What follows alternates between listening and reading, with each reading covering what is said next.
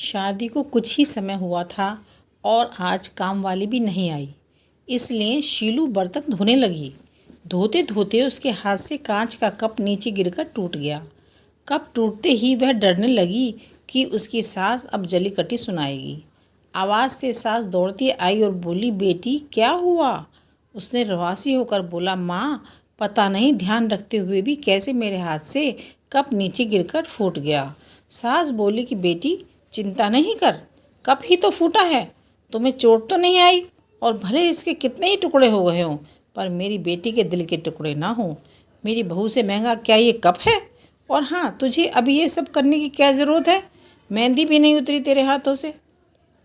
अभी तुम राज के साथ ज़्यादा से ज़्यादा वक्त बिताओ और एक दूसरे को समझो, तभी तो तुम दोनों की नींव मजबूत होगी। रीना इधर आना, अपनी भाभी का ख्याल रख, अभी इस घर में नई आई है। शीलू, तुम मुझे अपनी माँ ही समझना, मुझे भी तुम्हारा दिल जीतना है, सास बनकर नहीं, माँ बनकर। शब्द क्या मानो, अमृत के घूंट थे। शीलू की आंखें छल छला गईं। वह सास के पैरों में गिर गई और बोली कि मैंने एक माँ छोड़ी तो दूसरी नई माँ पाई, बल्कि आप मेरी माँ से भी ज़्यादा ममता लिए मेरे अपने दिल में रखती हो। यदि घर में कप टूट जाता तो माँ भी दो बात कहे बिना नहीं रहती। रात को शीलू की नींद ही उड़ गई। रह रहकर शाम की घटना याद आ रही थी। सास के बारे में उसकी जो सोच थी, उससे विपरीत सास का व्यवहार पाया। उसका भी कसूर नहीं था ऐसा सोचना, क्योंकि उसने लोगों के मुंह से बुरी सास के बारे में ही सुना था और फिर वो अपने अतीत में खो गई। उसे याद आया कि कुछ साल पहले इकलौते भैया की शादी हुई थी। भाभी की हाथों से मेहंदी का रंग उतरने से पहले ही माँ ने भाभी पर घर के काम की पूरी जिम्मेदारी डाल दी और अपने ही नियम कानून के हिसाब से भाभी को चलने को विवश करती। माँ ने भाभी को घर में एडजस्ट होने के लिए जरा भी वक्त नहीं दिया। भैया भाभी को बाहर ले जाते तो माँ का मुंह फूल जाता। वह बोलती कि हर समय भाभी को साथ ले जाने की क्या ज़रूरत है, कभी भी भाभी को खुली हंसी हंसते नहीं देखा। समय के साथ भाभी ने सहना छोड़ दिया। फिर हर रोज़ घर में झगड़ा होने लगा। एक दिन भाभी के हाथ से कांच का गिलास नीचे गिरकर टूट गया। माँ चिल्लाने लगी कि कितना कीमती गिलास फोड़ दिया, रोज़ इतना माल खाती हो, उसकी शक्ति कहाँ गई? अपने मायके में गिलास फूटा होता तो मालूम चलता। कोई भी काम ठीक से नहीं होता, ना जाने कहाँ ध्यान रहता। भाभी भी गुस्से में बोली कि हाँ, मैं तो बैठी बैठी खाती हूँ, आप तो खड़ी खड़ी खाती हैं। जब से आई हूँ तब से रोज़ दो चार जली कटी ना सुना दो, तब तक आपको चैन नहीं पड़ेगा। कभी मेरी माँ को तो कभी मेरे बाप को, हमेशा मेरे मायके वालों को कोसती रहती हो। दोनों तरफ से तीर बरस कर एक दूसरे को छलनी कर रहे थे। घर के अलावा उसने और भी जगह सास बहू के झगड़े सुनते सुनते डर गई। वह शादी से कतराने लगी, पर माँ बाप के कारण शादी करनी पड़ी और एक अनजाने भय को लेकर ससुराल आ गई।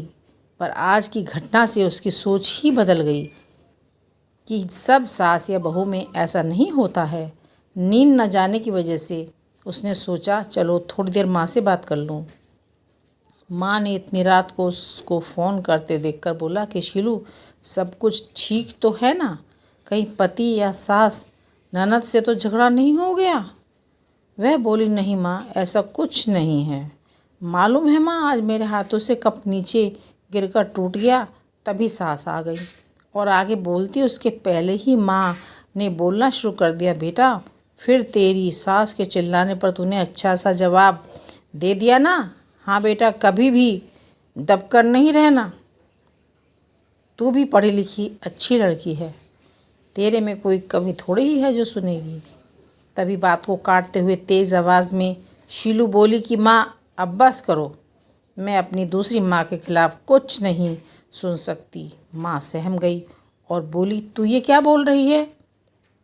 हाँ माँ, आज मेरे हाथों से जब कप गिरा तो सासू माँ ने सारी बात बताकर अंत में बोली, अब तो आप समझ गई ना सारी बात। और हाँ, उन्होंने सिर्फ बोलने के लिए नहीं बोला, वह वाकई में रीना की तरह मेरे से व्यवहार कर रही हैं। माँ एक बात कहूँगी, आप बुरा तो नहीं मानेंगी? हाँ बोल बेटा।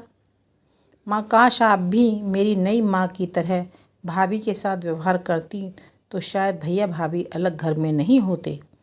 माँ, मेरी सास ने शुरू से ही अपने प्रेम से नींव मजबूत कर ली तो उस पट्टी के परिवार में मजबूती कैसे नहीं आएगी। आज माँ को महसूस हो रहा था कि वो नहीं बल्कि शीलू उसकी माँ बनकर उसे अच्छी सीख दे रही है। माँ को गलती का एहसास हो गया। शीलू आगे कुछ बोलती उससे पहले ही माँ ने कहा, शीलू अब जब तू यहाँ आएगी तो यहाँ पर भी पूरे परिवार की नींव में मजबूती पाएगी। अब फ़ोन रख, मुझे बेटा बहू के स्वागत के लिए तैयारी करनी है। शादी के बाद नई ज़िंदगी की शुरुआत में अगर आज सास समझदारी से काम नहीं लेती, अपनत्व नहीं जताती, तो शायद शुरुआत की नींव भी कमज़ोर होने से पूरी ज़िंदगी आपस में दरार पड़ जाती। कप को फूटने से कोई नहीं रोक सकता, किंतु प्रेम को टूटने से तो हम रोक सकते हैं। कांच के टुकड़े हो जाएं पर घर के टुकड़े ना होने दें। घर में प्रेम का वातावरण बनाए रखें, एक दूसरे के सम्मान को समझें, इज्जत करें तो घर स्वर्ग बन जाएगा। घर नर्क से स्वर्ग में बदल सकता है यदि बहू सास को माँ मान ले, वह सास बहू को बेटी मान ले। दृष्टि बदलने से सृष्टि बदल जाएगी। कहानी अगर आपको पसंद आई हो तो वीडियो को लाइक करें, शेयर करें और चैनल को सब्सक्राइब करें। कमेंट बॉक्स में अपना कमेंट ज़रूर दें।